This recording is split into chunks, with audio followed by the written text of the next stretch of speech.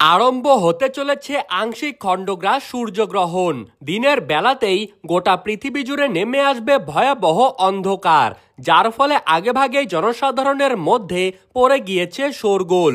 আংশিক খণ্ডগ্রাস সূর্যগ্রহণের বিশাল প্রভাব পড়বে বিশ্ববাসীর জীবনে। বিগত প্রায় 150 বছরের মধ্যে সবথেকে বড় বিরল ও মহাজাগতিক সূর্যগ্রহণ শুরু হতে চলেছে। এই ঘটনাটি খুবই গুরুত্বপূর্ণ, কারণ গ্রহণটি একটানাভাবে 4 ঘন্টা 24 মিনিট পর্যন্ত চলতে থাকবে। মাঝে মধ্যেই বিশ্ববাসী নানান ঘটনার সাক্ষী থেকে যায়, যার মধ্যে কিন্তু এই সূর্যগ্রহণ অনেক বেশি প্রভাবশালী।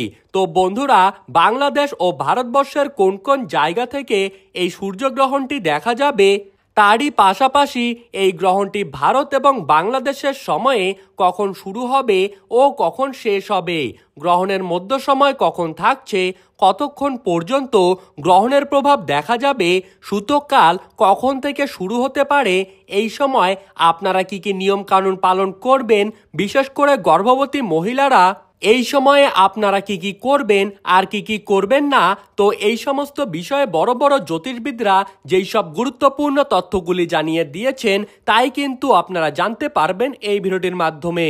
তাই বিস্তারিতভাবে জানতে হলে অবশ্যই ভিডিওটিকে শেষ পর্যন্ত দেখতে থাকবেন।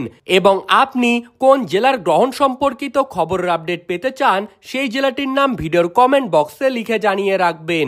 ভিডিওটি ভালো লাগলে একটি লাইক করবেন এবং আমাদের ইউটিউব চ্যানেলটিকে সাবস্ক্রাইব করে পাশে থাকা বেল আইকনটিকে প্রেস করে রাখবেন।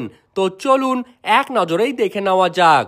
পশ্চিমবঙ্গের কলকাতার পাশাপাশি বাংলাদেশের ঢাকা, সিলেট, চট্টগ্রাম, নোয়াখালী, পাবনা, খুলনা, বরিশাল, চট্টগ্রাম, ঝাড়গ্রাম, পুরুলিয়া, নদিয়া, মুর্শিদাবাদ, 2 চব্বিশ পরগনা, কলকাতা, কোচবিহার, আলিপুরদুয়ার, জলপাইগুড়ি, শিলিগুড়ি প্রত্যেকটি জায়গা থেকেই কিন্তু এই সূর্যগ্রহণটি স্পষ্টভাবে দেখা যাবে।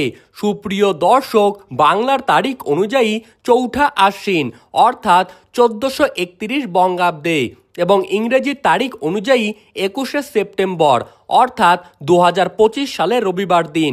এদিন কিন্তু হতে চলেছে বছরের দ্বিতীয়তম সবথেকে বড় সূর্যগ্রহণ।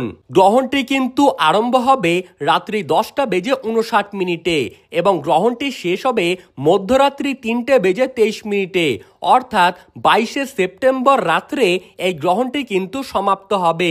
গ্রহণ চলাকালীন সময়ে গর্ভবতী মায়েদেরকে কিন্তু খুবই সতর্ক থাকতে হবে। যে কোনো ভুল ত্রুটি হলেই জীবনে কিন্তু ঘনিয়ে আসতে পারে ভয়ঙ্কর বিপর্যয়। এই সময় আপনারা ঘরের ভেতরেই থাকবেন, যে কোনো কিছু কাটাকাটি থেকে দূরে থাকবেন, কারোর সাথে ঝগড়া বা বিবাদে জড়াবেন না এবং এই সময় নিজ নিজ ইষ্ট দেবতার পাঠ করবেন। আর গ্রহণ শেষ হলে অবশ্যই স্নান করে নেবেন। ধন্যবাদ।